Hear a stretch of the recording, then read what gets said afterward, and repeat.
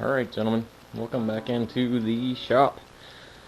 Today, I guess what we're gonna do, so this is the tank for a 2013 Aprilia RSV4. As you can see, it's got some damage here. Never mind this mess, we'll get back to that.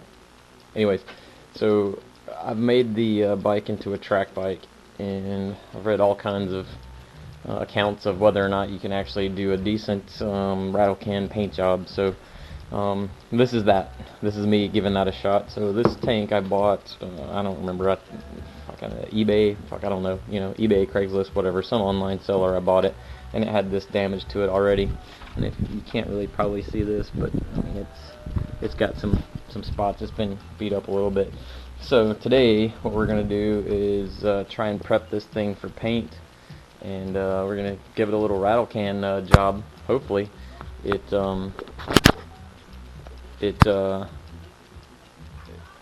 gonna start off with 200 grit wet sand, and then we'll work our way up from that. So that's the plan. 200 grit. Let's get it all roughed up.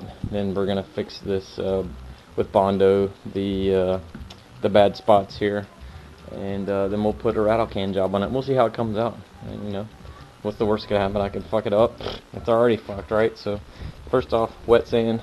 My shop doubles up as my hangout spot, and I do all kinds of projects in here, so I figure wet sand's the way to go, just to keep the dust down, keep it from being such a mess, because I'm going to paint it in here too, and I do all kinds of other stuff in here. So can you see, yeah, this is 220, it's upside down, 220 3M wet dry. And I already started on this before I thought it actually about filming it. What the fuck is that? So that's what you don't want. If you can see there's some little piece of grit or whatever. That's just gonna fuck things right up. So keeping it nice and damp just to keep the sand or the dust down. And I'm gonna just try and stay with the contours. I'm not gonna bore you with probably couple hours worth of sanding, I would imagine, by the time it's all said and done. But I'm just trying to go in line with the contours here. Light pressure, just enough to take the nastiness off. Ideas that I'm thinking about, is really, there's a separate panel that goes on top of this. I can show you that later, but try and make sure this is nice and scuffed up along the edge here, so that the paint sticks where it adheres as it goes over the edge of this I don't know what this is just contour, this little break edge here. And I'm not trying to take this paint fully off either. The stuff that was on here, you might be able to tell it's a matte. This is one of those matte paint that was already on it, and Aprilia put that on from the factory. It is what it is. Some people like it, some don't. It's I could really care less. I'm gonna go back with metallic black. I'll do a gloss, and I've actually got the one thing I don't have that I need to look at. So I bought this is Duplicolor. It's black sapphire metallic. So that's the base coat I'm gonna use, and then I'm gonna do this is dark blue metallic. I'm gonna do a little accent maybe of that, get a little fruity with it. So it's gonna be black, and then I think this panel that goes here, I'm gonna do this panel that goes on. I'll do that in blue just because I like blue. So take a little break here. I'm gonna sand like a motherfucker for a couple hours, and then I'll come back and show you how it comes out.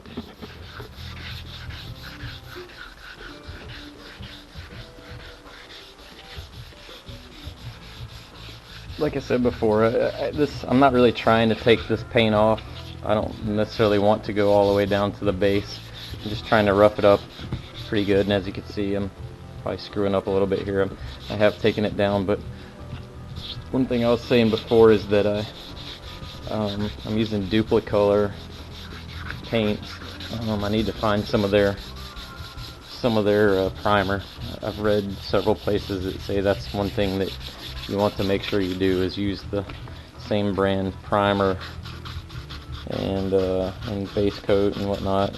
And I actually have some gloss here that some clear coat that is not Duplicolor, but I couldn't find Duplicolor's clear coat anywhere, so we'll see. I guess, you know, my Google skills maybe are lacking here. Anyways, as you can imagine, I've been at this probably 30 minutes now, give or take, and I'm gonna rinse it all, take it out and rinse it all off here eventually, and then see how good of a job I did. I've actually got the that little panel that I was talking about that goes here. I've actually got it outside, so you can see where I can already tell where I looked at it, and there's places that I missed, so I'm sure the tank will be the exact same way. So you know, probably people will comment and tell me I'm fucking this all up, no question, because mostly I've been going in straight back and forth motion along the contours of the tank. Some places it's just more convenient to kind of go in a circular pattern, and as you can probably imagine, there's no like real flat on this tank anywhere, so it's not like using a sanding block. There's something that really has crossed my mind. Maybe it'd be better if I did, but well, fuck it. Like I said, she's already fucked. I can't fuck her anymore, so just keep learning, man. That's what it's about. I'm the kind of person that, to be honest with you, I'll probably do this once out of principle just so I can learn how to do it and say that I know how, and then beyond that, yeah, I'll never do it again. But you never know. I've done stuff like this for friends. You know, they don't have the place to do it, the shop space or the equipment and that kind of thing. So I help people out, like little welding projects and stuff like that, and shit like that. You know, why not? Why not? Keeps me busy, keeps my mind occupied, gives me something to do. Stay out here in the shop, just enjoy my time in the shop. So, all right. So part of what I'm doing here, I've probably been sanding for 45 minutes or so. I'm trying to get, you probably can't see right here, it steps down. Like this part here is all covered by other panels, so there's a lip here. I'm trying to get all along underneath the edge of here, like underneath and along, because yeah, I'm not going to see this part, but you want the paint to adhere underneath. You know, you don't want it to just, you're not just going to stop painting at the edge of this edge, you know, there's going to be overspray, and you want that to all adhere so that it helps keep, you know, the entire layer of paint on. So I'm trying to work on some of that. And, you know, again, I'm sure people will tell me there's all kinds of shit I'm doing wrong. I don't know what the fuck I'm doing. You know, there'll be lots of comments. Probably nobody will actually watch this. But anyways, so yeah, there could be lots of comments telling me I don't know what the fuck I'm doing. And hey, guess what? That's right. I don't know what the fuck I'm doing. I'm here learning. That's what it's all about. Learning how to do something new. You know. So light. This is all really light pressure. I mean, I'm just barely holding. I mean, the paper will hold itself on there. I'm just nice and smooth. I'm trying to get this all as clean and smooth as I can everywhere that you're going to see for sure, and then for at least a little bit past beyond it, like the tank, the seat, and the seat panels all connect up into here, so you're not going to see any of this. I'm still sanding it back, you know, an inch or two, because I want the paint to adhere beyond just what you can see, so that it's a decent paint job, at least as decent as you can get. Ultimately, you know, I paid for the tank, obviously. That's parts, but total, I mean, I had sandpaper laying around. I bought some different grades of sandpaper and whatnot to help with this. So maybe all in, I'm less than $75. So I figure, you know, to get a decent quote-unquote pro paint job probably cost me a couple $100. So I got 3 or 4 bites at the apple here before I'm really out of anything. I'm one of those kind of guys that there's nothing wrong with pros. I'm not going to take anything away from pros. That, you know, they're doing what they love. A lot of them, they're professional painters, you know, welders, carpenters, you name it. Those guys are. But I'm not an idiot, and I can do a pretty decent job when it comes to a lot of things. The difference is that, you know, time and money. I can. My time is worth a certain amount, and my brain power is worth a certain amount, so there's some things I'll turn over to somebody else because I'm just too lazy, or I don't care to learn how to. Well, that's not true. There are very few things I don't care to learn how to do. So I'll try to do a job that a lot of people will farm out to a pro. I'll do that a lot of times myself just so that I can learn how to do it. But I mean, that's the thing, is I just have a hard time paying somebody to do something that I know I can do myself. Lots of times I can do it just as good as they can. The real difference is how much it costs and how much time it takes. If I can do the same job that a pro can do, but it takes me 5 times as long to do it, I'm okay with that. If I've got 5 times as long and that it's something I'm learning something, I don't mind doing that. I really do have a hard time paying somebody else to do something that I can do just probably as well as they can. If I'm under time constraints, well, that's one thing, Time's time. What else? So one of the very first things I did, and you can't see it too well, before I ever even started taking this thing to task, I pulled all the hardware and shit. There's a bracket that goes here, there's another one here, there's the fuel pump goes in the bottom here, so that's all taped over. The gas cap, obviously the fitting is not there, that's all taped over. So I stripped this thing down as best that I could, and then taped over those holes, and so now comes the sanding. So, onward and upward, keep sanding. Alright, so probably 45 minutes or so into sanding this thing, and I'm trying to, you can probably see. Alright, so what I'm trying to take care of here is there's some, like, obviously I'm through the paint all the way here. That was a sticker that I had scraped off and I effed up the paint, so I'm all the way through there. Some places here where I get a little bit over aggressive on these where there's a ridge through, but I'm feeling it feels relatively smooth. That's the important thing.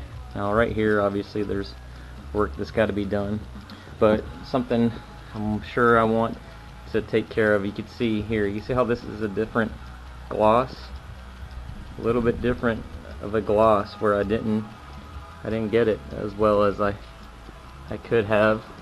And I want it to be all uniform. I think my gut tells me that's the important thing, is that it's uniform, smooth, that it's clean. And like I said, this is only 220 grit. I've got some 2000 grit over there that eventually maybe I'll work my way up to when I'm polishing the paint. But trying to get all this as uniform as I can so that the paint will actually stick like I want. And you can see here, so this is the panel that this is the panel. It goes, actually, it snaps on here. I'm going to paint it a different color, and you can see on this pretty clear where I just was my first go at the bite at the apple, and I missed the mark a little bit here because this has all been washed and rinsed for the most part, and it needs some more work too. So that's what I'm working for. So yeah, have a few drinks, have a few laughs, and back to the old grindstone here, right?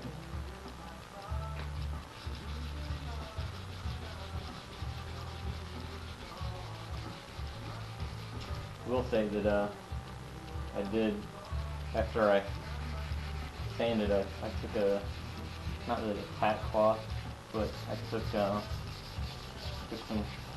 clean cloths and wiped all this down to get it clean so I could get a good look at what I've got here. And I'll probably do that a couple more times just to make sure. These spots that I'm hitting here, they need some help. I want them to be uniform with the rest of it, so I'll come back and wipe it all off again, wipe it down, check it out. And it seems like, from what I can tell, unless you've been doing this a long time, it's kind of an iterative process. You keep doing it over and over and again, check and adjust and sand some more. I mean, and the reality is, so what's the worst that can happen is I sand all the way through the paint.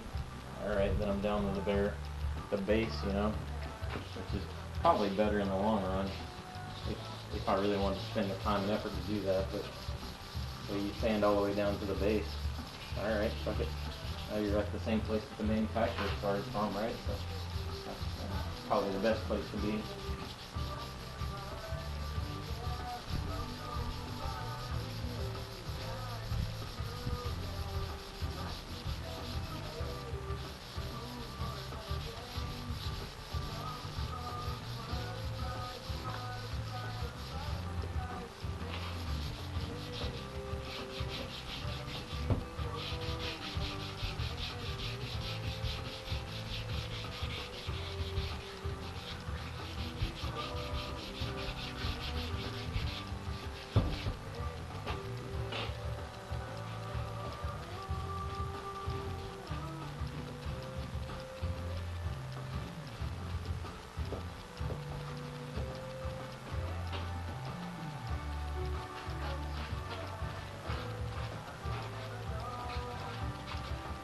I suspect, you know, I've read a few articles from guys. There was actually a Volkswagen forum. A guy posted up a pretty good write-up about. Sounded like he was painting small parts like bumpers and brackets and that kind of stuff. He posted up. Maybe if I can find it again, I'll link it here. But he posted up a pretty good write-up about how to do some of what I'm doing, and I've tried to do a little research on this, you know, but. I think this is one of those things. It's kind of like a gearhead, you know, motorcycle car guys kind of. If you're a do-it-yourselfer, you always think, why do I pay so much for paint work? Why can't I do this myself? And the reality is, you probably can do it yourself if you're willing to spend the time and effort. And a lot of guys aren't. And I get the feeling again that a lot of it is just patience. And you just got to be patient and sanding and cleaning. I mean, it's going to be 90% prep work and not so much technique. I'm sure there are guys that have great technique that are pros. Their technique's probably, you know, on point, but they get off base with their prep work a little bit, and you don't get stuff clean, you don't sand it, and you don't spend the time necessary to do it. And that's the difference between a good product and a great product, or just a big pile of shit. And I think probably a lot of guys that try and do their own painting and whatnot, or any number of projects like this, take some kind of specialized skill, and they probably give up on it because of that. So wipe down, see what we got here.